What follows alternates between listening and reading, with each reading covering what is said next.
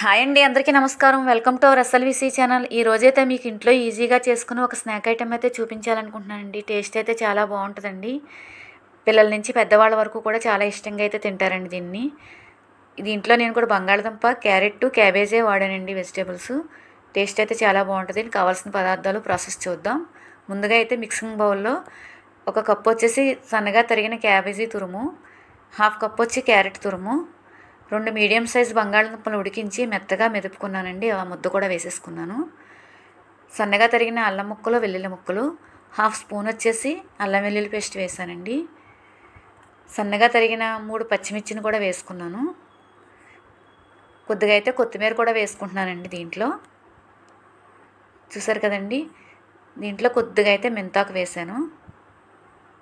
రుచికి సరిపడగా ఉప్పు కూడా వేసుకోవాలండి, వెజిటేబుల్స్కి అన్నీ పట్టేలాగా. పొడి కూడా వేస్తాం కాబట్టి. కొద్దిగా మిరియాల పొడి, మన ఇంట్లో ఉన్న మిరియాలనే పొడి చేసి వేసాను. జీలకర్ర పొడి 1 స్పూను, ధనియాల పొడి 1 స్పూన్ అయితే వేసానండి. 1 కప్ వచ్చేసి మీకు కార్న్ఫ్లోర్ వేసుకున్నాము.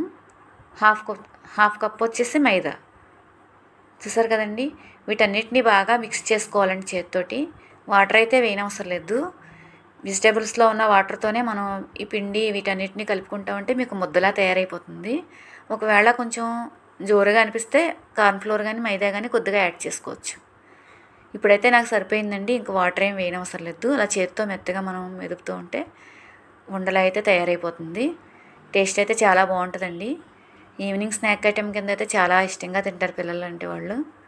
వెజిటేబుల్సే కదండి, మనం ఎక్కువగా ఏం వేయలేదు దీంట్లో, వెజిటేబుల్సే వాడాం కాబట్టి.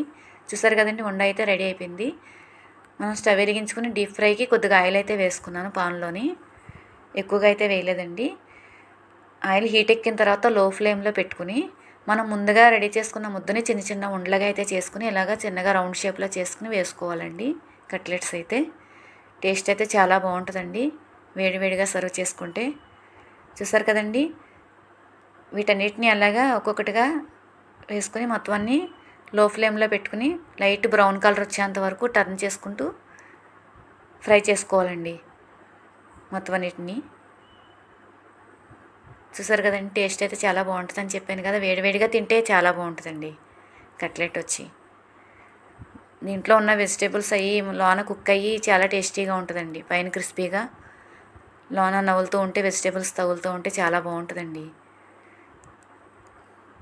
కట్లెట్స్ అయితే రెడీ అయిపోయినాయండి. మనం వేడిగా సర్వ్ చేసుకోవడమే.